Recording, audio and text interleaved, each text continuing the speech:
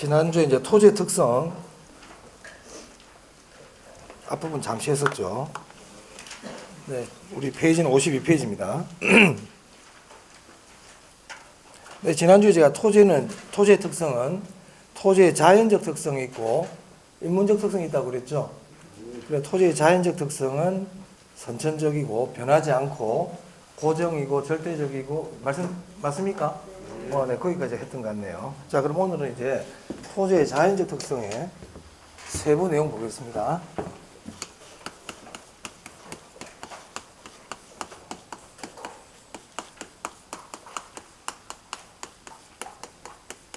이 토지의 자연적 특성은 매우 중요합니다. 지난 시간에 제가 토지의 분류 중요하다 그랬었죠. 네, 토지의 분류하고 이 토지의 자연적 특성 두 개는 일단 제일 중요합니다. 시험에서 제일 중요하다.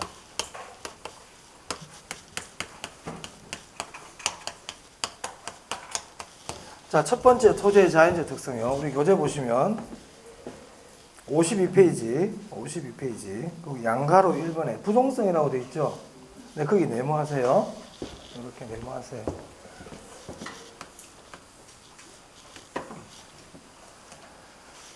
부동성의 뜻은 뭘까요? 토지는 움직일 수 없다 이런 얘기죠, 그죠? 토지는 움직일 수 없다가 부동성입니다. 자, 그래서 교재 보시면요, 자, 토지의 지리적 위치는 인간의 물리적 힘으로 이동시킬 수 없다 이렇게 돼 있나요? 토지의 지리적 위치는 줄치고 물리적으로 이동시킬 수 없다. 이거를 부동성이라 그럽니다. 그럼 이 말은 결국 토지의 위치는 고정되어 있다는 건가요? 그래서 그 위에 보면 괄호 안에 지리적 위치의 고정성 이렇게 되어 있죠. 거기도 줄칩니다. 제가 지금 줄을 칠하고 게 부동성의 뜻입니다. 토지는 물리적으로 이동할 수 없다. 토지의 지리적 위치는 고정되어 있다. 이게 부동성의 뜻이에요. 그럼 우리 시험은 그 뜻을 묻는 게 아니고 토지가 움직일 수 없기 때문에 일어나는 현상들을 물어봐요. 토지가 움직일 수 없기 때문에 일어나는 여러 가지 현상들, 그걸 우리는 파생 현상이라 그럽니다.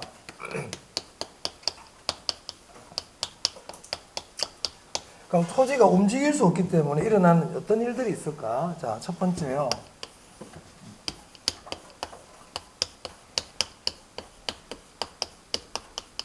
자, 책에다 줄은 나중에 쳐드릴 거예요.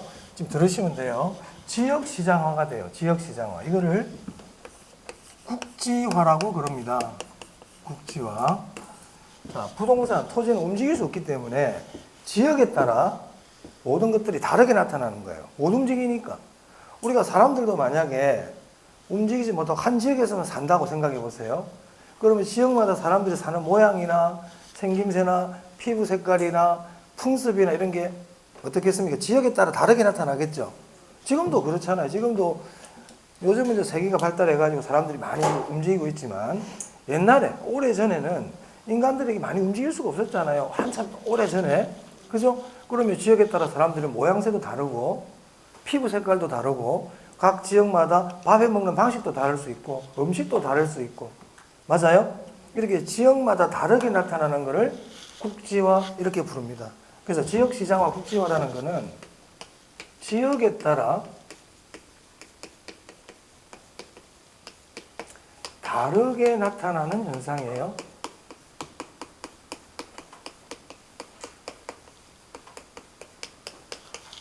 자, 그럼 여기서 중요한 글자는 지역이라는 글자하고 다르게 나타난다는 겁니다. 그럼 지역에 따라 뭐가 다르게 나타나느냐? 그건 많겠죠. 지역에 따라 가격도 다를 거고, 지역에 따라 거래 관행도 다를 거고, 지역에 따라 수익률도 다를 거고, 이 안에 들어가는 건 중요하지 않죠. 지역에 따라 다르게 나타나는 게 중요한 겁니다. 이걸 우리는 뭐라고 부른다? 국지화라고 부른다. 국지화 또는 지역시장화라고 부릅니다. 자, 그럼 우리 책에 한번 볼게요. 자, 거기 52페이지에 동그란 1번입니다.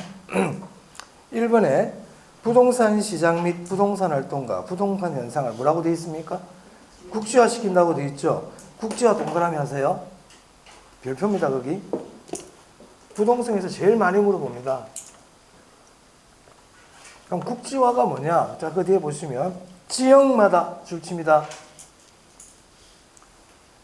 거래 간행, 임대료 등이 각각 뭐라고 되어 있어요? 다른 동그라미가 되겠죠. 지역마다 똑같다, 지역마다 같다, 지역마다 유사하다 이러면 안 돼요. 주의해야 됩니다. 앞에 거래 간행, 임대료 이런 게 중요한 게 아니고. 자, 그래서요. 자, 우리 부동성의 부동성의 파생 현상을 보시면 우리 책에 53페이지까지 동그라미 6번까지 쫙 이렇게 나와 있죠. 맞아요? 이거 다 외울 필요까지는 없어요. 그래서 이 파생 현상에서 가장 중요한 키워드는 이거거든요. 지역, 국지화에서 중요한 건 지역이란 말이야. 그래서 지역이라든지 지방이라든지 이런 말이 들어가면 다 부동성과 관계 있어요. 자, 그러면요. 53페이지 한번 볼게요. 또한 부동산 시장은 지역적으로 세분화되어 부분 시장으로 존재한다 이렇게 돼 있죠. 지금 부동성 하고 있습니다. 그럼 여기서 중요한 글자는 뭘 것 같아요, 여러분? 지역적으로 줄 치세요. 이걸 다 외우려고 그럴 필요 없고요. 지역적으로 세분화되어 부분 시장으로 된다. 이게 뭐와 관계 있다고요? 부동성과 관계 있다고요. 그러니까 지역이라는 말이 나오면 부동성과 관계 있어요. 자, 그 다음 또 어디 지역 한번 볼까요? 부동산은 지역 간 이동이나 수급 조절을 곤란하게 한다. 맞아요? 움직일 수 없으니까 지역 간 수급 조절이 안 되겠죠? 울산에 아파트가 부족하다 그래가지고 부산에 있는 아파트 갖고 올 수 없잖아요. 그게 부동산 아닙니까? 그러니까 지역 간 수급 조절이 안 된단 말이야. 그럼 여기서 뭐가 중요한 글자일까요? 지역, 동그라미. 그 뒤에 보니까 또 지역 간 불균형을 야기한다 보이세요? 동그라미 지역. 제가 지금 하는 얘기가 뭐냐? 지역이라는 말이 나오면 부동산과 관계 있다. 이 얘기를 하고 있는 겁니다. 어떻게 다 외우려고? 다 외울 수가 없잖아요, 우리가. 그죠? 자, 그 다음에 동그라미 2번 봐보세요. 동그라미 2번의 둘째 줄에 보니까 파란색 글씨로 뭐가 돼 있어요? 지역 분석 줄 치고요. 그래도 지역 동그라미. 지역 분석은 우리 감정평가에 나오는 용어입니다. 지역이라는 말이 들어가면 다 부동성이에요. 자, 그리고 동그라미 3번 보세요. 임장활동 보이세요? 줄치고 별표입니다. 자, 임장활동은 제가 지난 시간에 부동산 활동의 속성할 때 했어요. 임장활동 현장 답사라 그랬죠? 현장에 왜 가봅니까? 부동산이 못 움직이니까 내가 가본단 말이에요. 임장활동 줄치해야 되고요. 자, 그 다음에 4번으로 한번 가볼까요? 제가 한번 읽어볼게요.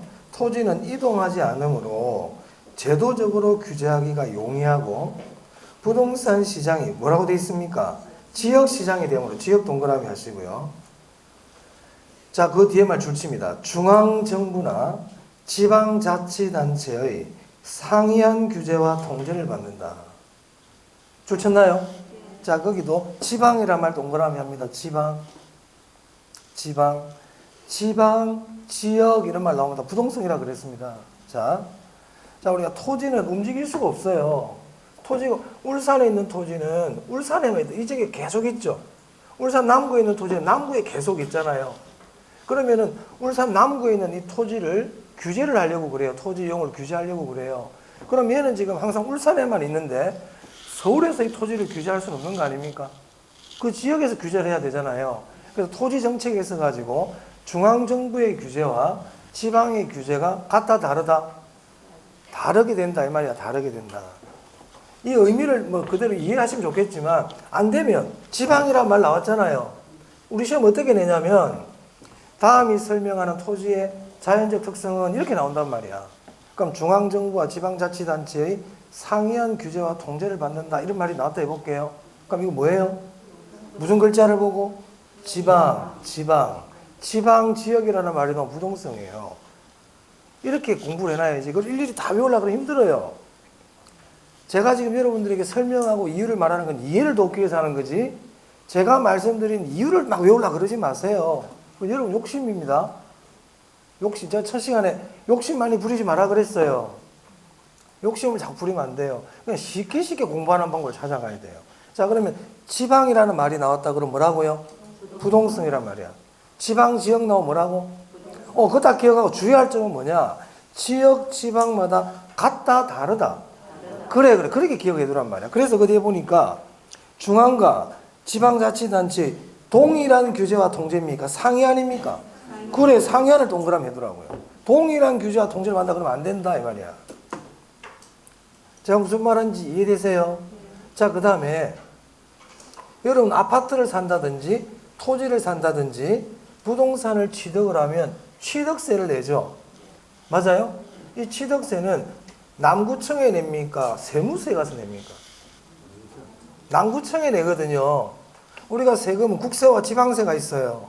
국세는 세무서에 부과하는 게 국세라 생각하시면 돼요. 국세청. 국가에 납부하는 세금이 국세야. 그럼 저기 세무서 있죠? 여러분 세무서에 내는 세금은 국세입니다. 우리 대표적으로 장사하시는 분들 부가가치세 낼 겁니다. 부가가치세 저기 세무서 가서 신고하잖아요. 그럼 국세야. 그런데 취득세 나중에 나오시면 보세요. 여기 남구청, 중구청, 북구청에서 부과한다고요. 그런 거는 지방세라 그래요. 지방세. 지방이라는 말이 들어가죠. 그래서 이 부동성은 이 토지 강성 그 지역 그 지방에만 있기 때문에 그 지역에서 세금을 부과한다 이 말이에요. 그래서 지방세 부과의 근거가 돼요. 부동성은. 그 밑에 봐봐요. 지방자치단체 운영을 위한 부동산 조세 수입의 근거가 될 수 있다 이렇게 돼 있죠.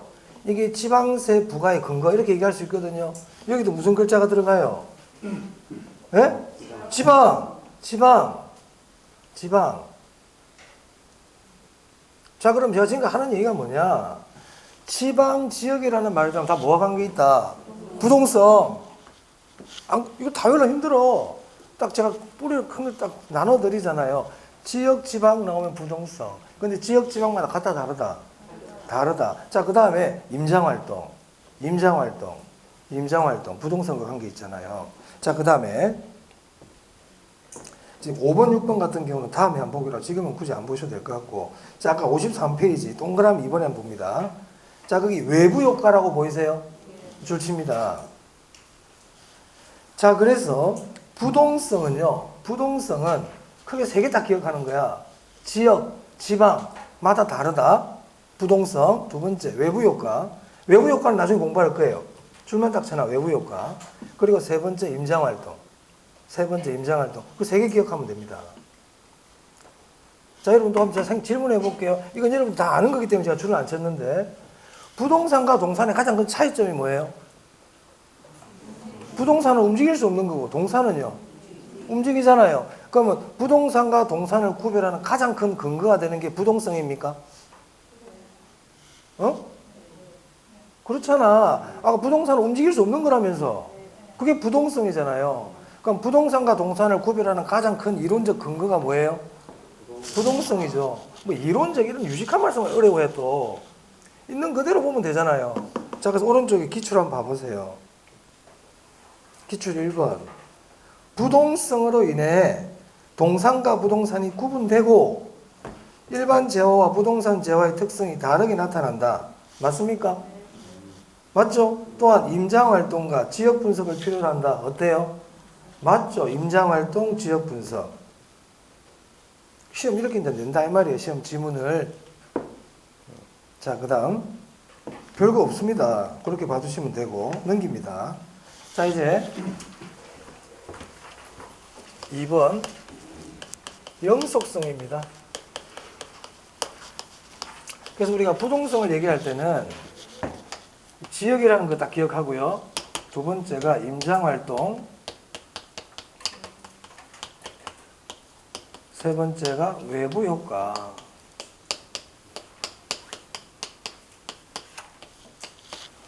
이렇게 확인하시면 되겠습니다. 됐죠? 자, 그 다음 영속성 볼게요. 영속성은 토지는 영원히 계속된다. 이런 얘기예요. 토지는 없어지지 않고 영원히 계속된다. 이게 영속성입니다. 이 영속성은 비소모성을 얘기합니다. 자, 책을 한번 보겠습니다. 자, 거기 54페이지 양가로 2번 영속성 네모하세요. 자, 오른쪽에 가로 안에 내구성이라고 돼 있나요? 내구 줄 하나 치세요. 출제 교수들에 따라 영속성을 내구성이라고도 얘기해요.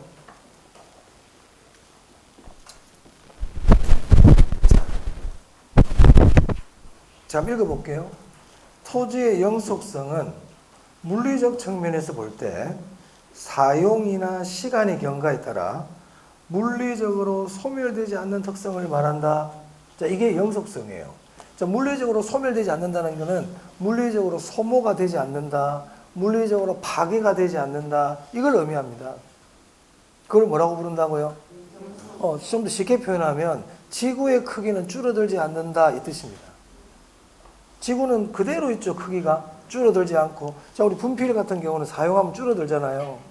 근데 토지는 내가 이게 농사를 짓든 나무를 심든 집을 짓든 조금도 줄어들지 않는다는 겁니다. 자, 여러분들이 100평 땅에다가 집을 지어가지고 살고 있어요. 100평 땅에, 내 땅이 100평이야. 시간이 경과하고 내가 이 토지를 사용한다 그래서 100평이 99평, 98평, 97평 줄어듭니까? 안 줄어들죠. 이걸 우리가 뭐라고 부른다? 영속성이라고 부른다 이 말이에요. 영속성 이해되셨어요? 그게 영속성이에요. 자, 그래서 그 밑에 동그라미 1번입니다. 물리적 감가상각의 적용을 배제시킨다 보이세요? 네, 그게 줄치세요. 물리적 감가상각의 적용을 배제시킨다. 자, 제가 조금 전에 영속성은 비소모성이라 그랬죠. 이걸 우리 이렇게 표현합니다. 토지는 물리적 감가가 배제된다. 물리적 감가가 뭐냐면 제가 아까 조금 전에 말씀드린 것처럼 쓰다 보면은 소모가 되고 사라지고 깨지고 부서지고 하는 게 물리적 감가예요. 제가 11월 할 때 물리적 감가 설명드렸었죠. 물리적 감가는 소모가 되는 게 물리적 감가예요. 소모가 되는 게. 그럼 영속성은 소모가 안 되는 거라 그랬죠. 맞아요? 그 말은 토지는 물리적 감가가 적용이 된다, 적용이 되지 않는다. 적용이 되지 않습니다. 자, 우리가 감가는요, 기능적 감가도 있고 경제적 감가도 있어요. 근데 영속성은 토지에 무슨 감가가 안 되는 거라고요? 물리적 감가가 안 되는 거예요. 자, 그 위에 한번 봐보세요. 거기 동그라미 1번 위에 둘째 줄입니다. 토지의 영속성은 보이세요? 자, 거기는 줄 하나 가볍게 쳐놔볼게요. 토지의 영속성은 줄치고요. 토지의 물리적 파괴나 물리적 감가가 없다는 것이지 기능적 감가나 경제적 감가가 없다는 의미는 아니다. 줄칩니다. 즉 토지는 경제적 감가 발생합니다. 기능적 감가 발생합니다. 토지의 경제적 감가가 뭐예요? 아니, 저를 처음 보신 분들은 모르는 건 이해하겠는데 11월 12월 달에 제가 경제적 감가 설명드렸어요. 2번이나 얘기했다니까. 중요하다고. 경제적 감가 뭔데요? 그리고 자꾸 잊어먹고 안 된다고 그랬지 내가 분명히. 지금 또 얘기해줘 뭐하노? 지금 내가 경제적 감가 또 얘기해줘 또 잊어먹잖아요. 자, 그러면 안 된다니까. 자, 경제적 감가는 다음에 자세히 설명하고 또 그것도 자세하게 설명할 수 없으니까. 경제적 감가는 주변 환경에 의해서 토지 가치가 하락하는 걸 얘기한단 말이에요. 만약에 우리 집 주변에, 내 땅 주변에 만약에 낙골당이 들어온다든지 화장터가 들어온다든지 하면 토지 가치가 어떻게 되겠어요? 떨어지죠. 이런 걸 경제적 감가라 그래요. 경제적 감가는 뭐와 관계 있다? 외부 환경, 주변 환경과 관계 있다고요. 주변 환경 때문에 감가가 되는 게 경제적 감가예요. 기능적 감가는 자체 문제 때문에, 자체 내부 문제 때문에. 그 균형의 원칙, 적합의 원칙을 제가 말씀드렸잖아. 제가 지난주에 그 토지에 분류했었죠. 하면서 그 어떻게 확인하는지 말씀드렸어요. 쭉 적어보고 해라는 얘기 했어 안 했어요? 한 사람 하고 그 해야 된다니까.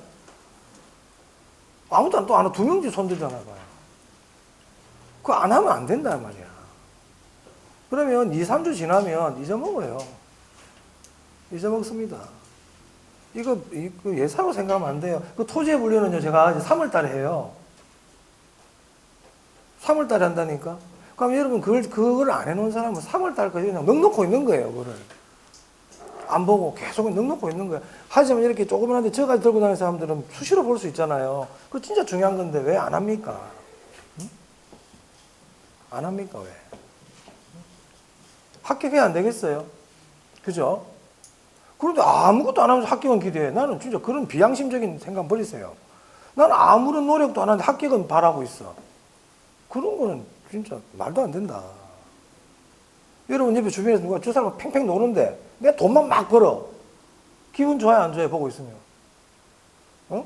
좀 억울하잖아. 나는 뼈 빠져 일하여 돈 한 달에 10만 원 버는데 쟤는 보니까 가만히 노는데도 이제 돈이 막 들어와가지고 한 달에 1,000만 원, 1억씩 돈을 막 벌고 있단 말이야. 어떨 땐 속 안 상해요? 속 상하잖아요. 그죠? 마찬가지 아닙니까? 그런 일도 잘 안 일어나지만, 그러니까 내가 공부를 안 하면 점수 안 나와요. 그러니까 공부를 내가 많이 하라는 것도 아니고, 그날 배운 거 정도만 딱 이렇게 제목 적어보고 그만 보라 했는데, 30분도 안 걸리는 것도 안 하면서 합격을 바라는 건 말이 안 되죠. 가방 만들고 학원 백날 왔다 갔다 해봐서 합격 못 합니다. 근데 그건 내가 딱 약속 드릴게. 조금이라도 내가 해야 된다고요. 조금이라도 내 손으로 뭘 해야 돼요. 내 손으로 아무것도 안 하고는 합격은 없어. 그거는 천재 할아버지가 와도 안 돼. 천재 할아버지가. 여러분, 우리가 왜 학생들 중에 공부 잘하는 애들 있죠? 뭐 반에서 1등, 전교 1등 하는 애들. 걔도 머리가 좋아서 그럴까요? 걔가 그 반에서 공부 제일 많이 해요. 반에서 1등 하는 애가요, 그 반에서 공부 제일 열심히 해요. 머리도 좋은 편이고. 그래도 공부 열심히 해서 1등 하는 겁니다. 머리 좋아서 1등 하는 게 아니고요. 걔들이 공부 제일 많이 해요. 그거 오해하면 안 돼요. 저 사람은 머리가 좋아가지고 학교는 점수가 잘 나오는 거 아니에요. 그 사람이 공부를 제일 많이 해요. 자, 저 사람은 돈을 많이 벌어. 왜? 저 일을 많이 해요, 그 사람. 사람들 오해하는데, 저 아버지한테 물려받은 게 아니에요. 그 사람 제일 열심히 살아요. 그렇게 보면 틀림없습니다. 세상은 그렇습니다, 원래. 몇 명의 예외는 빼고, 보는 시야를 이상히 보면 안 돼. 그래서 나도, 저렇게 열심히 해야 되겠다. 이런 식으로 딱 초점을 맞춰 나가야지. 그걸 다르게, 쟤는 그래서 그렇겠지. 그래서 그게 아니거든요. 자, 다시. 토지의 영속성은 토지의 물리적 감가가 배제된다는 얘기지, 기능적 감가와 경제적 감가가 배제된다는 게 아닙니다. 그 말을 거꾸로 얘기하면 토지는 기능적 감가와 경제적 감가는 발생한다, 이런 얘기죠. 그래서 토지는 기능적 감가와 경제적 감가 발생한다, 이렇게 기억해 두세요. 하지만 물리적 감가는 발생한다, 안 한다? 안 한다. 그걸 우리는 뭐라고 부른다? 영속성이라고 부른다, 이 얘기입니다. 오케이? 자, 그럼 보세요. 토지는 소모가 안 된단 말이야. 100평의 땅이 있으면 그 100평의 땅이 그대로 유지가 된다고요. 그럼 이걸 내가 다른 사람한테 빌려줬어. 토지를 빌려줘가지고 거기다 집을 짓게 하고 뭐 농사를 짓게 하고 한다 해봅시다. 옛날에 우리 소장농이라고 있었잖아요. 그럼 내가 토지를 빌려준다고 해서 내 땅이 줄어들어요, 안 줄어들어요? 안 줄어들죠. 그러니까 내가 마음껏 빌려주고 돈을 받을 수가 있죠. 하지만 만약에 물건이 소모가 된다, 분필처럼, 그럼 내가 분필을 빌려주고 돈을 받는, 사용료를 받는다 그래 봅시다. 돌려받을 수 있을까요, 이거? 빌려주는 순간 끝이죠. 소모가 되니까. 그러니까 이렇게 소모가 잘 되는 물건들은 빌려줄 수가 있다, 없다? 빌려줄 수가 없죠. 내가 쓰기도 바빠 죽겠는데 난 빌려줄 게 어디 있어요, 지금? 맞습니까? 그래서 영속성은 그 다음 두 번째로 임대차 시장이 발달하게 한단 말이에요. 이것도 사실은 지금 11월, 12월 과정에서 했어요. 다 했다니까. 근데 지금 처음 하는 것처럼 듣고 있으면 안 돼요, 원래. 그때 강의 들으셨던 분들은, 처음 듣는 분들은 내가 모르겠지만, 이거 했던 거거든. 근데 이것도 처음 듣는 거가 아니라 본인은 지금 문제가 있는 거야. 11월, 12월 때 허송세월 보낸 것밖에 안 돼. 자, 임대차 시장이 발달한다는 말은 이렇게도 표현할 수 있거든요. 주인 따로 있고 사용하는 사람 따로 있다. 맞아요? 소유이익과 사용이익이 분리된다. 이렇게 얘기해도 된다, 이 말이에요. 제가 왜 이렇게 제가 지금 여러분들 질책을 하냐면, 지금 우리 총론하고 있죠. 총론에서 제일 중요한 부분, 제가 총론 두세 문제 나온다 안 그랬습니까? 두 문제 또는 세 문제. 이거 무조건 나오거든요. 토지의 분리도 나올 확률 95%라 그랬잖아요. 그러니까 우리 총론에서 제일 중요한 게 토지의 분리와 자연적 특성이란 말이야. 근데 이거를 모르고 있으면 다른 거는 말 하나 안 하거든요. 이거를 모르고 지금도 잘 모르겠다 이러고 있으면 수업 한번 들었던 사람들이 그러면 다른 거는 내가 안 물어봐도 비디오야. 이것도 모르는데 다른 거 알겠어? 다른 것도 모르겠지? 자, 그럼 지나간 건 어쩔 수 없고 오늘부터라도 꼭 해야 됩니다. 이거 오늘하고는 3월 달에 합니다, 제가. 3월 달에. 그러면 이 부분은 잘 정리를 해놔라. 무슨 말 알겠어요? 그런 일이 반복이 되면 안 돼요. 자, 그래서 우리 책에 한번 보세요. 영속성. 자, 동그라미 1번 했었죠? 자, 동그라미 3번 보세요. 소유이익과 이용이익의 분리 밑줄. 이 말은 그 밑에 보니까 뭐라고 되어 있어요? 임대차 시장이 발달한다. 밑줄. 영속성에서 제일 많이 물어보는 겁니다, 얘가. 영속성에서 이걸 제일 많이 물어봐요. 자, 그 다음에 동그라미 2번 한번 볼게요. 동그라미 2번. 재생산 이론 밑줄. 적용되지 않게 한다. 밑줄. 자, 여러분, 그 재생산이라고 되어 있잖아요. 재생산이 뭐예요? 새로 만드는 거. 똑같은 물건을 다시 새로 만드는 걸 재생산이라 그래요. 자, 지금 우리 현대자동차 공장에서 자, 제네시스를 만들고 있죠. 똑같은 제네시스를 계속 만들어내고 있잖아요. 그 왜 계속 만들까요? 똑같은 물건을. 왜 삼양라면 공장에서는 삼양라면을 왜 자꾸 만들고 있을까요? 소모가 되기 때문에. 소모가 되기 때문에. 사람들이 삼양라면을 자꾸 먹어 없애고 있죠. 만약에 소모가 안 되면 한번 100만 개 딱 만들어 놓으면 끝이잖아요. 맞아요? 그런데 소모가 되니까 계속 만들어내야 된다 이 말이야. 근데 영속성은 소모가 돼야 안 돼요? 소모가 안 되니까 재생산이라는 말 자체가 적용이 될 필요가 없죠. 그러니까 소모가 안 되니까 재생산이라는 게 없는 거예요. 딱 하고 있으면 끝인데 이거 소모가 안 되는데. 맞아요? 자, 우리 여러분 가방 소모가 돼야 안 돼요? 되죠. 여기 소모가 된다면 사라지는 것보다도 터지기도 하고 실밥이 터지기도 하고 끓기기도 하고 낡아지기도 하잖아요. 그런 게 물리적 감가란 말이야. 낡아지고 찢어지고 부서지고 이런 게 물리적 감가라고. 그러니까 가방을 자꾸 만들지. 근데 가방이 만약에 예를 들어서 똑같은 색이 그대로 유지가 된다면 아무래도 새로 생산할 일이 그 가방은 새로 생산 안 하겠지. 다른 디자인을 만들겠지. 안 그렇습니까? 만약에 가방 공장에서 A라는 가방을 만들었어. 근데 이 가방이 처음 공장에서 나온 그 상태 그대로 깨끗하게 하나도 소모가 안 되고 그대로 있다고 그래 봅시다. 그럼 그 가방 공장에서 그 가방을 한 번 딱 만들고 잘 안 만들겠죠. 다른 디자인을 만들겠지. 안 그래요?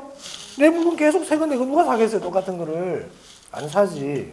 안 그랬으면 여러분 시장에 가서 가방 사러, 만약에 백화점에 가방 사러 갔는데 똑같은 디자인의 가방 2개 삽니까? 선물하는 거 빼고 내가 쓰려고. 그럴 일 없잖아요. 왜? 소모가 안 된다면 말이야. 자, 그래서 소모가 안 되기 때문에 재생산 이론이라는 게 적용이 된다, 안 된다? 안 된다, 이 말이야. 자, 그 다음에 줄 하나 쳐놓으세요. 재생산 이론이 적용이 된다, 재생산 이론이 적용이 안 된다. 안 된다. 그게 중요한 거야. 재생산 이론이 적용 안 돼. 자, 그 다음 4번 한번 보세요. 가치 보존력이 우수할까요? 우수하겠죠. 소모가 안 되니까. 소모가 안 되니까 가치 보존이 잘 되죠. 그래서 우리가 토지는 투자재로서 선호한단 말이에요. 이런 거 그냥 참고로 읽어두세요. 읽어두시고요. 자, 그 다음 6번 한번 봐볼까요? 6번에. 자, 거기 장기적 이런 말 보이세요? 그게 동그라미하고 별표예요. 자, 영속성에서요, 중요한 말 중에 하나가 장기적, 장래, 미래, 이런 말들 영속성과 다 관계 있어요. 앞으로 장기적, 장래, 미래 이런 말 나오지 않습니까? 그럼 이거는 영속성과 관계 있다. 영속성과 관계 있다. 자, 그래서 그 위에 5번 한번 봐보세요. 그게 장기적 배려 줄 치셨죠? 거기는 별표까지 하세요. 그래서 영속성에서는요, 이 세 개가 중요해요. 이 세 개가 중요해요. 꼭 알아두세요. 자, 제가 예를 한번 들어볼게요. 자, 다음 설명 중 토지의 영속성에 관한 설명이다. 틀린 것을 찾아라. 이렇게 나왔단 말이야. 시험에. 아니면 다음은 영속성에 관한 설명이다. 옳은 것을 찾아라. 이렇게 나왔다. 옳은 거 찾기 해볼게요. 자, 1번에 토지의 임대차 시장을 발달시킨다. 이렇게 나왔어. 그럼 맞아요? 틀려요? 맞죠? 그 1번이 정답이죠. 자, 2번부터 있잖아요. 2번부터 처음 보는 말들이 나온다 그래 볼게요. 그냥 이상한 말들. 한 번도 들어본 적이 없는 말들. 무슨 말 알겠어요? 그런 말들이 2번, 3번, 4번, 5번에 쭉 이렇게 지문이 나오더란 말이에요. 굉장히 어려운 말들이 많이 나와 있어. 자, 조금 전에 했던 이 문제, 쉬운 문제입니까? 어려운 문제입니까? 쉬운 문제인가요? 1번 답 바로 눈에 보이는 거니 쉬운 문제죠. 근데 그 1번을 모르면 그 문제는 어떤 문제가 되어버립니까? 굉장히 어려운 문제죠. 지금 제가 하는 얘기가 굉장히 중요한 얘기야. 저 같은 수험생이 시험장에 갔다 와서 나한테 질문, 선생님, 오늘 시험 보고 왔는데 모르는 게 너무 많아요. 수업 시간에 말씀 안 한 게 너무 많아요. 이렇게 얘기를 한다 해봅시다. 그 어떤 문제던데요? 아까 그 문제를 얘기하는 거야. 이 문제입니다. 토지의 영속성에 관한 설명이다. 옳은 거 찾기인데요. 2, 3, 4, 5번 이 지문은 우리 모르는 거잖아요. 모르지 당연히. 답은 몇 번인데? 그래, 그런 질문하면 된다 안 된다? 안 된다 말이야. 자기 얼굴에 침 뱉게요. 그 제일 중요한 지문도 모르면서 2, 3, 4, 5번을 왜 신경 쓰냐고요. 제 말이 굉장히 중요합니다. 근데 2, 3, 4, 5번을 알려고 그래. 참 안타깝죠. 문제 풀다가 책을 갖고 온다고. 선생님, 2, 3, 4, 5번 이게 무슨 말이에요? 처음 보는 말인데요. 1번을 알아라고요. 1번을 알아라고. 1번은 근데 시험장 가서 모르고 2, 3, 4, 5번을 자꾸 하려고 그래. 이 공부 거꾸로 하는 사람이야. 근데 그런 습관들이 많대. 오케이? 1번을 알아라는 거예요. 우리 시험 그런 문제 굉장히 많아요. 우리 개론이라는 게 이론이기 때문에 학자들이 뭘 물을지는 알 수 없어요.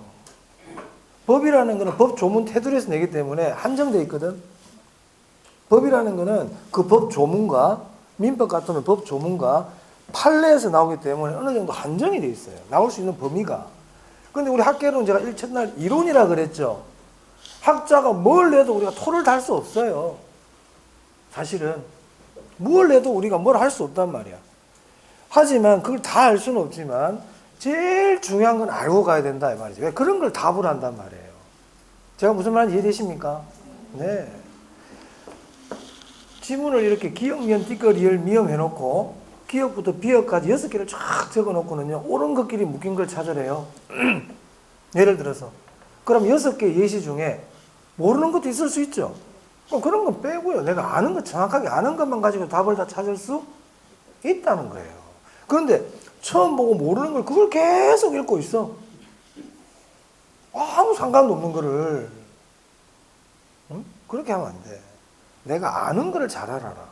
그럼 이 세 개를 모르면 안 돼요. 자, 그 다음. 자, 거기 보면 5번입니다. 가치 개념의 근거가 된다. 이런 말 보이세요? 거기 줄 하나 쳐볼게요.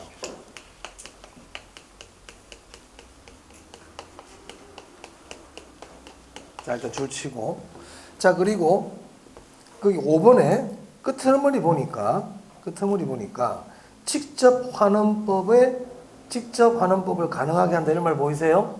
자, 여기 환원 동그라미 하세요. 환원.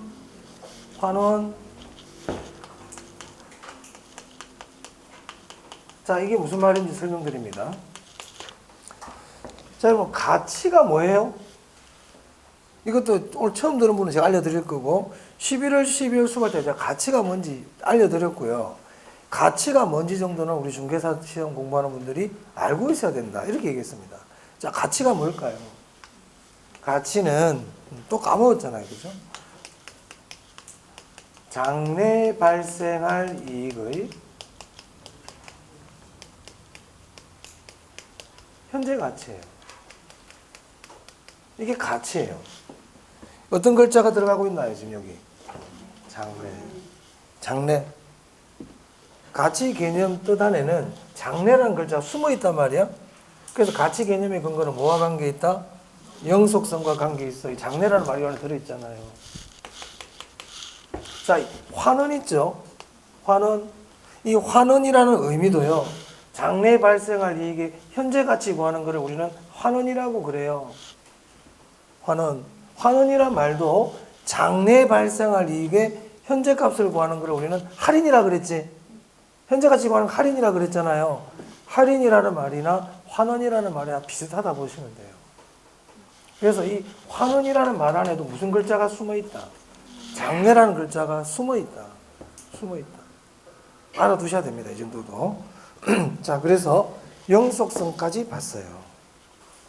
7번 다 봅시다. 7번에 거기 소득 이득과 줄치고요. 자본 이득을 모두 향유할 수 있다 이렇게 돼 있나요?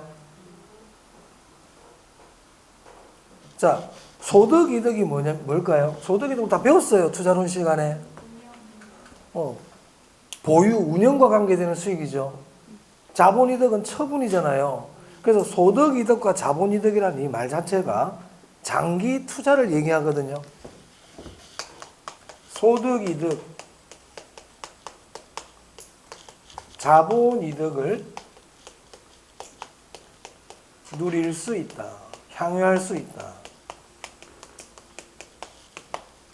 그 소득 이득이라는 게 운영을 얘기하고 자본 이득을 처분을 얘기하기 때문에 이 말 자체는 장기 투자를 의미한단 말입니다. 장기 투자. 무슨 글자가 들어가요? 장기.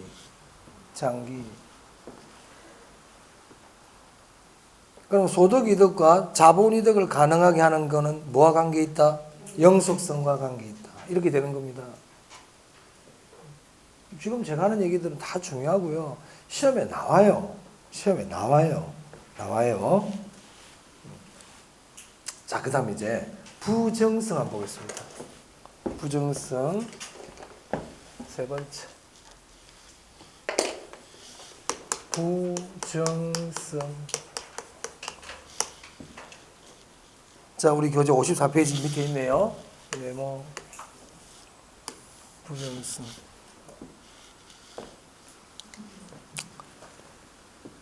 자, 부정성은 뭘까요? 토지는 증가하지 않는다. 토지는 늘어나지 않는다. 이 말은 토지는 만들 수 없다. 이런 뜻이에요. 그래서 그 부정성 옆에 보니까 비생산성이라고 나와 있죠. 토지는 만들 수 없는 거예요.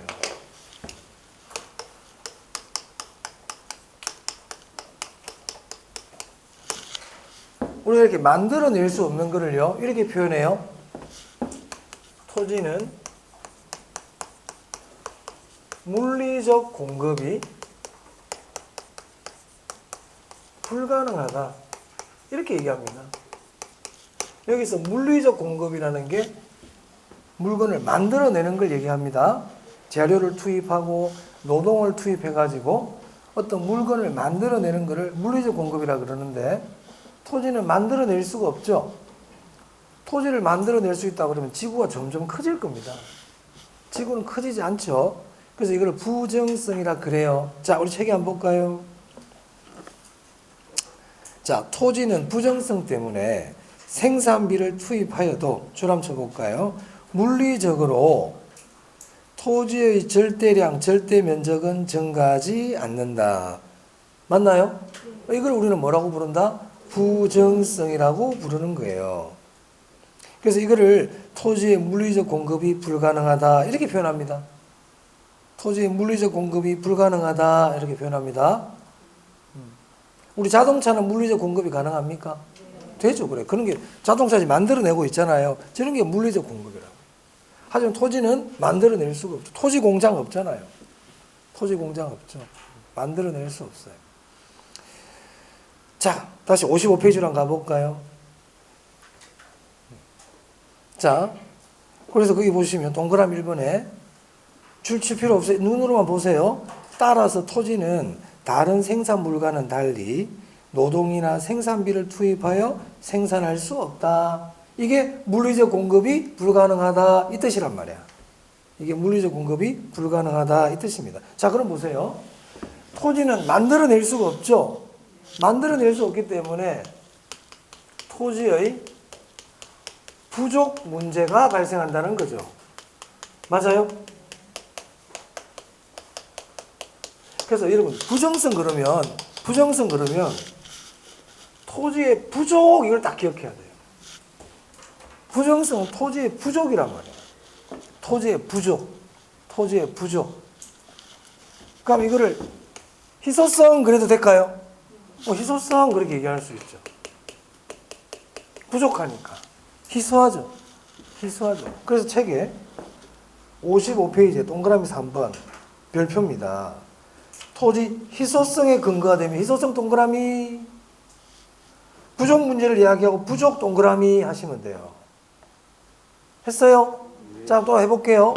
그럼 토지가 부족하고 토지가 희소해요. 그럼 토지를 많이 쓸 수 있을까요? 토지를 적게 써야 될까요? 토지를 적게 써야 돼. 만약에 집을 짓는다. 그럼 집을 지을 때 토지가 부족하기 때문에 10,000평, 5,000평 이런 집을 짓기가 힘들다는 거예요. 그 대신 많은 사람들에게 집을 지어주기 위해서 밑에 한 2층짜리 101호, 102호만 지고 위로 아파트를 쭉 이렇게 올릴 수 있단 말이야. 토지는 조금만 쓰고 그 대신 노동이나 자본을 집어넣어가지고 건물을 위로 쭉 이렇게 올린다. 이런 이용을 집약적 이용이라 그래요. 그럼 토지를 왜 집약적으로 이용해요? 토지가 부족하니까. 그래서 국토가 좁은 나라들은 고층 건물이 많아요. 이런 걸 집약적 이용이라 그럽니다. 자, 그래서 토지가 부족하고 토지가 희소하니까 집약적 이용이 발생되겠죠.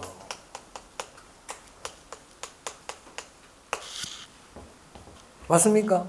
그래서 거기 보시면 3번에 토지 이용을 집약화시킨다 보이세요? 집약화 줄치고요. 그게 별표예요. 부정성에서 제일 많이 물어봐요. 부정성에서 제일 많이 물어보는 게 집약적 이용입니다. 그럼 부족하고 희소하면 갖고 싶습니까? 갖고 싶죠. 그리고 그게 뭐 소유욕 이렇게 나오죠. 소유욕. 외우려 그러지 말고 연결을 쭉 이렇게 시키라 이 말이야. 토지는 만들 수 없다. 부정성. 만들 수 없기 때문에 부족하고 희소하다. 그래서 많이 쓸 수가 없어. 집약적으로 이용해야 돼. 부족하고 희소하니까 갖고 싶어. 소유욕이 발생한다는 거예요. 우리가 흔해 빠진 거는 소유욕이 없죠. 길가의 돌멩이. 공기를 소유하고 싶다. 그런 거 없잖아요. 그죠? 희소하고 부족한 것들을 우리는 소유하고 싶죠. 인간의 본능이잖아요. 자, 그 다음. 3번 이해되셨나요? 자, 그 다음에. 6번 한번 봐보세요. 6번. 채유효 이용 원칙에 근거가 된다 보입니까? 줄칩니다. 채유효 이용에 근거가 됩니다. 자, 지금 최대한 천천히 합니다, 지금. 채유효 이용의 근거. 자, 이 채유효 이용이 뭐라던가요? 지난 시간에 제가 잠시 얘기해 줬는데. 최고 최선의 이용. 맞아요? 그럼 왜 토지를 최고 최선의 방법으로 이용해야 될까요? 부족하니까. 그렇죠. 부족하니까. 일종의 효율성 아닙니까? 효율성. 지난 시간에 효율성 했잖아. 토지, 우리 자원은 한정되어 있다. 이 한정된 자원을 가지고 최고의 결과, 최대의 결과가 나오도록 이용해라 그랬잖아요. 이런 게 최유효 이용이란 말이야. 한정되어 있기 때문에. 최유효 이용에 근거가 된다. 맞아요? 자, 우리가 토지가 부족하다 보니까 지대나 지가가 발생하죠. 그래서 토지는 한정되고 부족하기 때문에 여러분 땅값 떨어지는 거 본 적 있습니까? 아파트 값은 떨어졌다 올라갔다 하지만 땅값은 안 떨어집니다. 토지 가격은 그냥 계속 올라갑니다. 집값보다 푹푹 올라가지 않아서 그렇지 꾸준히 이렇게 올라가죠. 우리 저기 정선 카지노 있는 데 있잖아요. 카지노. 그게 땅값이 내가 10,000배 이상 올랐을 거예요. 응? 아깝죠? 진짜 뭐 100몇십원 하던 이런 땅들이 지금 거의 엄청나게 올랐잖아요. 그죠? 그럼 100몇십원 하던 땅이 만약에 10,000원이 됐어. 100배 올랐지? 그때라도 사면 더 올라갔거든? 지금 그게 한 몇십만 원 할 겁니다. 그죠? 엄청나게 올랐죠. 그죠? 그러니까 10,000원 올랐어요. 사면 그때도 살까요? 안 사죠. 왜? 옛날 100원 하던 걸 생각하거든. 옛날에 100원 하던 땅이지 10,000원 되니 어떻게 사노, 이거? 더 올라! 100,000원 돼버렸어. 그때도 살까요? 더 못 사죠. 옛날 생각. 그러니까 우리 인간은 자꾸 과거를 생각해. 아, 전에 그 쌌으면 그때 샀어야 됐는데. 부자들은요, 과거는 생각 안 합니다. 제가 예전에 그랬지. 과거는 지나가 버렸다. 그럼 그 시점에서 판단을 해야지. 더 그 시점에서는 뭐가 중요합니까? 더 올라갈 거냐 말 거냐만 판단하면 되는 거지. 얘가 과거에 뭐였는데, 과거에 100원 했던 땅인데, 과거에 1000원 했던 땅인데, 이건 의미가 없죠. 그럼 뭐 할 거야, 그 과거에 어떡하라고? 아무 의미 없잖아. 대부분 사람들은 과거를 생각해. 아, 옛날에 너 쌌는데 그때 샀어야 됐는데. 바보 같은 얘기죠. 필요한 거는 지금 이 시점에서 얘가 오를 거냐, 그대로 있을 거냐예요. 땅값은 잘 안 떨어져요. 올라간단 말이야. 근데 많이 오르냐, 적게 오르냐거든. 그럼 이제 판단 잘하는 사람들은, 부자들은, 예를 들어 돈을 버는 능력이 있는 사람들. 야, 더 오를 것 같다, 얘 지금. 20만 원 갈 것 같아. 그럼 사는 거예요. 무슨 말이겠어요? 과거는 우리 의사결정이 중요하지 않아요. 우리 여자분들 이런 거 잘하잖아. 특히 여자분들이. 저 피아노를 한 대 샀어. 어? 우리 딸 피아노 가르치려고 피아노를 샀단 말이에요. 근데 피아노를 1000만 원 주고 샀어요. 근데 얘가 한 2달 피아노를 치더니 재미없어요. 그 엄마들 어떻게, 야, 이 피아노를 얼마 주고 샀는데 빨리 쳐! 빨리 쳐! 그래야 피아노 싫어하는데 계속 피아노를 가르쳐. 이 사람이 지금 하는 행동은 지금 미래지향적으로 의사결정을 하고 있어요. 과거의 중심으로 의사결정을 하고 있습니다. 그렇죠. 내가 과거에 샀던 이 피아노 1000만 원 중에서 그것만 생각하고 계속 하고 있죠. 그러지 말고 그냥 피아노 팔아버리세요. 빨리 팔면 조금만 더 건질 거야. 만약 애가 피아노 칠 마음이 전혀 없어 보여. 앞으로도 예를 들어서 그럼 피아노를 팔아야지. 그걸 왜 들고 있어요? 500이든 600이든 빨리 팔아버려야지. 그 돈 가지고 얘 하고 싶은 거 시켜야지, 다시. 그죠? 그럼 우리가 그런 걸 매몰 원가라 그래. 과거에 발생한 비용을 우리는 매몰 원가라 그러거든요. 매몰 원가. 매몰 원가는 의사결정하는데 전혀 근거가 되지 않는 원가입니다. 그래서 과거를 가지고 자꾸 의사결정하려고 그러지 마라. 아시겠습니까? 여러분 중개업을 할 때도 마찬가지입니다. 중개업을 할 때도 고객들에게 투자 가치를 권해줄 때도 과거 거를 가지고 이렇게 해주시면 안 돼요. 제가 생각이 갑자기 나서. 자, 그래서 토지는 부족하다 보니까 지대와 지가가 발생하죠. 토지 가격이 계속 올라가요. 특히 지가고 토지 가격이 계속 올라가요. 자, 그래서 거기 보시면 지가 상승을 유발시키고 지대 또는 지가를 발생시킨다 보입니까? 네, 거기도 시험에 자주 나오는 부분입니다. 자주 나오는 부분입니다. 일단 거기까지만 보고, 거기 4번에도 보면요. 수요자 경쟁이란 말 보이세요? 그 줄치시고 수요자 동그라미. 공급자 경쟁 그러면 안 돼요. 왜 수요자 경쟁이 일어날까요? 부족하니까요. 부족하니까. 필요로 하는 사람은 많은데 토지 자체는 부족하다 보니까 수요자들끼리 경쟁을 하는 거예요. 그럼 수요자들이 경쟁하면 가격이 어떻게 되겠어요? 계속 올라가지. 계속 올라가지. 자, 수요자가 경쟁을 할 때 물건이 공급이 잘 되잖아? 그럼 가격은 안 올라가. 그죠? 근데 수요자들이 경쟁하는데 물건이 공급이 안 되잖아요. 그럼 가격은 어떻게 된다? 계속 올라간다. 우리가 코로나 초기 때 마스크를 필요로 하는 사람 많아. 근데 마스크 공급이 안 되잖아요. 그럼 마스크 가격이 계속 올라가잖아요. 맞습니까? 토지를 필요로 하는 사람 많아. 집도 지어야 되고, 상가도 지어야 되고, 공장도 지어야 되고, 농사도 지어야 되고, 토지를 필요로 하는 사람 많은데, 토지가 공급이 된다, 안 된다? 안 되죠. 그러니까 수요자들 경쟁이 치열하죠. 그러다 보니까 땅값은 어떻게 된다? 올라간다. 자, 울산 중심부에 있는 삼산의 땅을 필요로 하는 사람은 많아. 수요자는 많은데, 삼산의 땅은 딱 한정이 돼 있잖아요. 그리고 땅값이 천정부지로 올라가죠. 천정부지로 올라가겠지. 맞습니까? 부정성과 관계 있다. 자, 여기까지 보고 조금 쉬었다가 개별성 하겠습니다. 지우지 마세요.